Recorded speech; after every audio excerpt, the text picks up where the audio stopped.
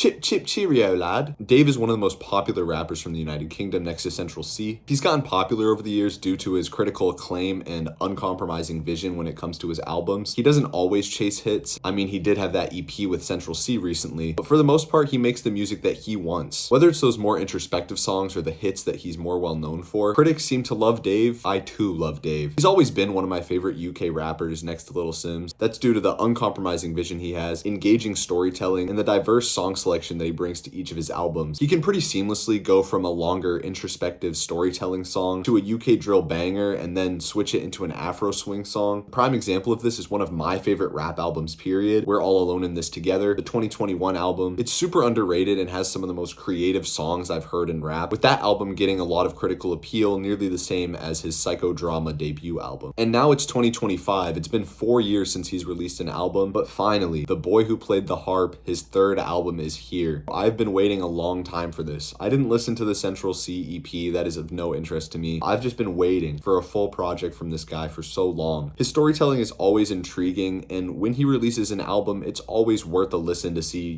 what's he gonna go over now? And I think The Boy Who Played the Harp continues those uncompromising visions he has when it comes to the full-length projects. But I do have a lot of criticism when it comes to this album, as I don't think it stands up as high as We're All Alone in This Together, and has quite a few issues that kind of drag the overall quality down. First of all, the beats leave a lot to be desired here. I will say there's some good stuff when it comes to the beats. The electronic influence is interesting on this album, whether it's those like skittering drums on 175 Months or the vocal sampling. There's this more vaporwavy vocal sample on My 27th Birthday in the title track that's interesting. And as I mentioned, 175 Months, it also has this really interesting pitched up beat that Dave raps over pretty minimally for about a minute and a half. I will say there's some bad stuff, and speaking of minimalism, it drags this album down. The beats overall are just far too minimal. Storytelling songs become quite uninteresting when Dave is just rapping over the same extremely dry beat for a long time. There are 6 or 7 minute songs in here. I can't, bro.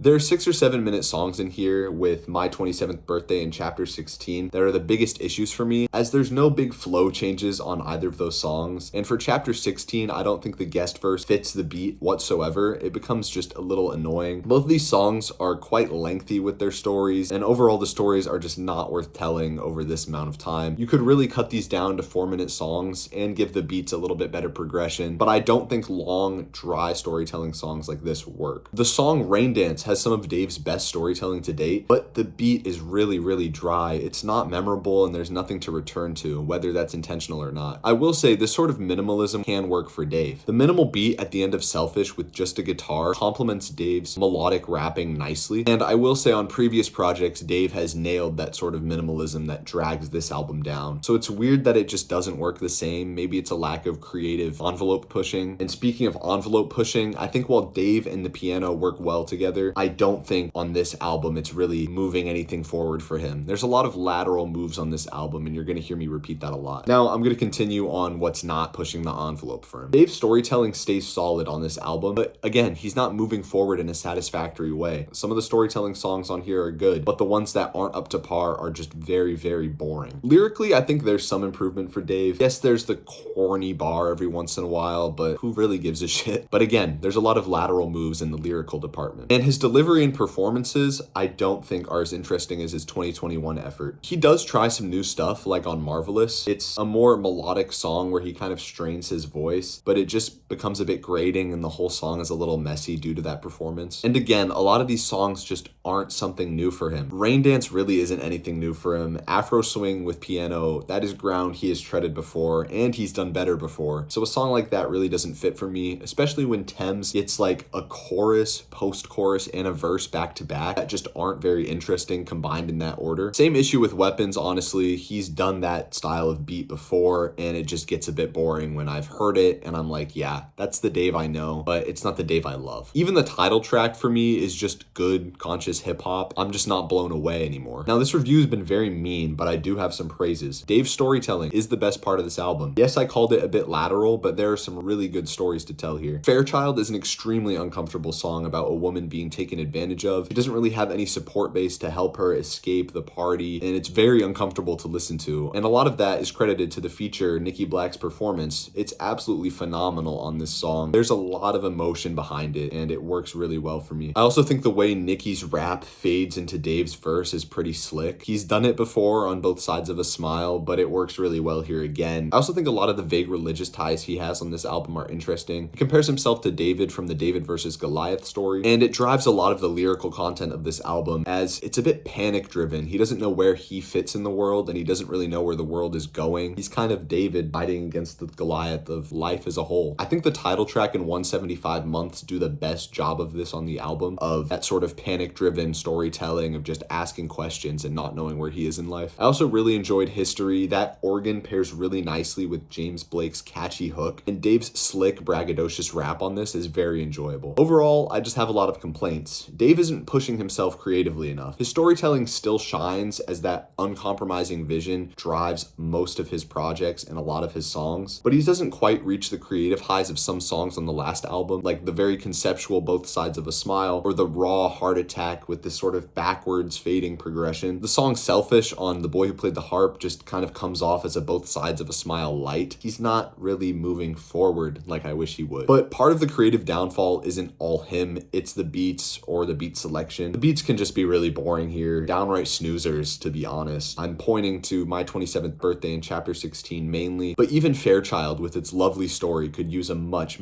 more interesting beat. He does make some forward steps, like with the electronic influence, but I feel like he's sticking to the same formula that he's done before. Whether it's Afro swing or relying on that piano for emotional impact, he's not stepping forward like he can. But I don't think this is a bad album. I don't even think it's decent. I think it's good on the whole. The storytelling does shine, and Dave is still one of the best rappers out there when it comes to moving, emotional storytelling. Another thing I appreciate is how he, again, doesn't compromise his artistic vision to chase hits. Everything on here is what Dave wanted to do, and he made it, and I appreciate that. I also really admire how raw and personal the songs are on this album. As per usual, when Dave raps, you get David. You do not get a persona of a rapper. I think he just needs more interesting production and beats. Better progression on the beats would go a long way, because you can start a beat off more minimal and then evolve it over the course of the song. But when you have this minimal beat and it goes from minimal to a different sort of minimal, it really doesn't work for me. I also think song curation would help, as some of these songs are way too lengthy, and that could play into the giving the songs proper progression, but also just chopping off minutes and maybe honing the storytelling just to get more specific points across would help. I still really like Dave though. He just needs to hone in that vision like he did on We're All Alone in This Together, and we can get another great album from him. But this one's just good to me. It's not going to leave that lasting impact that We're All Alone in This Together did, and I'm just going to have to say it's a solid to high 6.